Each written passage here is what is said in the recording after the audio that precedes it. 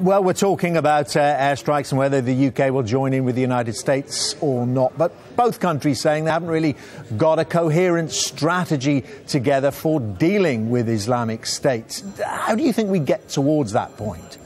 Well, I hope that that's a subject that's going to be discussed in the very fortuitously timed meeting of the NATO alliance, because we certainly do need to have a strategy. I think one is beginning to emerge.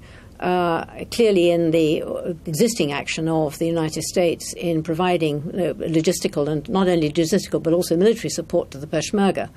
I think the issue is the following, that not only does ISIS or the Islamic State already pose a threat in terms of the number of people who are actually going to join it, but increasingly, if these people are allowed to institutionalize their presence, that's to say, in effect form, however governed, a state on the ground, the threat to us is going to be very much greater than it already is. And really, we will then be at a much more critical level of insecurity.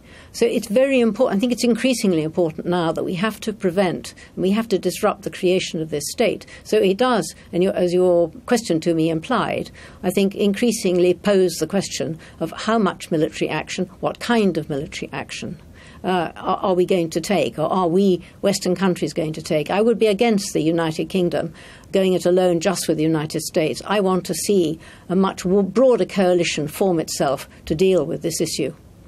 But on that issue of dealing and trying to destroy, trying to crush Islamic State, isn't it lose-lose, though? Because if that happens, if you kick over the ant's nest or whatever analogy we want to go for, the feeling is of course, they're going to go somewhere, and many of those people with British passports will come back to these shores. Well, some of them may come back to these shores, others will disperse, I suppose, and they will disperse into probably back into Syria, where a lot of them have come from, possibly into other places. But I think that risk is not one that we can use as an alibi for not actually taking action to prevent the institutionalization of what is an abhorrent form of political organization, and one which is a threat not only to this country and to our allies, but actually to the region as a whole.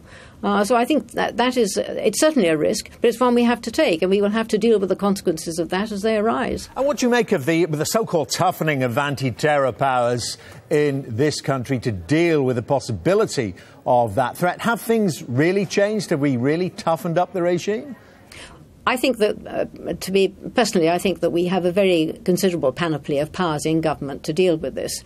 I think the removal of passports is one that certainly the police ought to be able to use much more quickly than simply through the Home Secretary's royal prerogative for the removal of passports. I think the measures that are directed at disrupting the flow of people are apt and can be implemented quickly.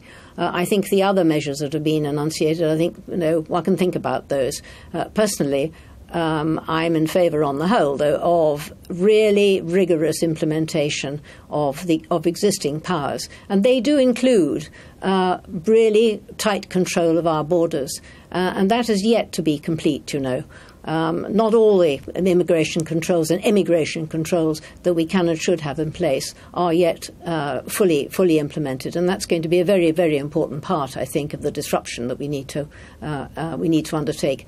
The PREVENT programme, that's to say de-radicalising and preventing radicalisation, also very important, but obviously a much longer term.